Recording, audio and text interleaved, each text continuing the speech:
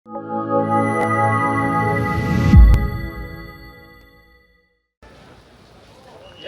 बुलाइएगा, नजदीक बुलाइएगा।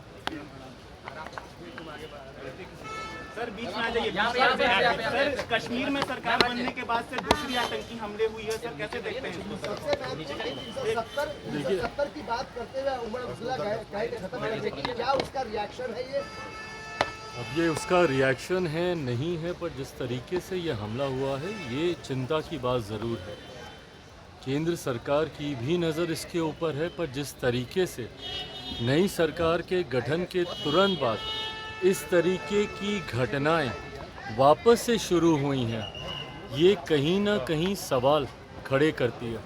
मुझे लगता है राज्य सरकार की भी ये जिम्मेदारी है कि इन बातों को गंभीरता से लेते हुए इस बात को सुनिश्चित करें। एक लंबे समय तक जब केंद्र के शासन में वहाँ पर कार्य को देखा जा रहा था, इस तरीके की घटनाओं में पूरी तरीके से रोक लग गई थी।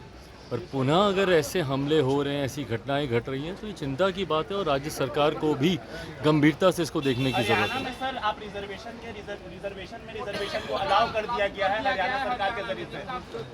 देखिए, भारत का संघीय ढांचा है, राज्य सरकारों के पास भी अपने अधिकार हैं, पर जहाँ तक रही बात इस विषय की, पहले ही लोक जनशक्ति पार्टी रामविलास इस बात को स्पष्ट कर चुकी है कि हमारी पार्टी की नीति इस सोच को लेकर एकदम स्पष्ट है। हम लोग नहीं समर्थन करते हैं इस बात का। मुझे लगता है जाति की नहीं, जमात की बात होनी चाहिए, और ख़ास तौर पर जब आप अनुसूचित जाति का जब आप जिक्र करते हैं जिसका आधार छुआछूत रहा है, अनटचेबिलिटी रहा है, जब तक ये मानसिकता कुछ ऐसे असामाजिक तत्वों की जो आज भी छुआछूत के आधार पर भेदभाव की भावना रखते हैं, ऐसे में फर्दर बाइफर्केशन, सब क्लासिफिकेशन अगर इस तरीके से अगर होता है, तो इससे कहीं ना कहीं जो हक हैं, जो अधिकार हैं इस पूरी जमात के, अनुसूचित जाति के, उसमें कहीं ना कहीं बाधाएं और ज़्यादा बढ़ेंगी,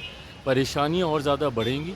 तो इस वर्गीकरण की का समर्थन लोक जनशक्ति पार्टी रामविलास नहीं करती। गिरिराज सिंह यात्रा पर निकले हुए हैं और उनकी यात्रा के बाद सर जो मूर्ति तोड़ने का मामला देखने को मिला है भागलपुर में, माना गया है वहाँ पे तनाव व्याप्त है। क्या लगता है कि ऐसी यात्राओं से बचना चाहिए? जांच का विषय है इस यात्रा के कारण हुआ है या किस कारण हुआ है, बट जो भी ऐसे असामाजिक तत्व हैं, कार्रवाई उस पर ज़रूर है।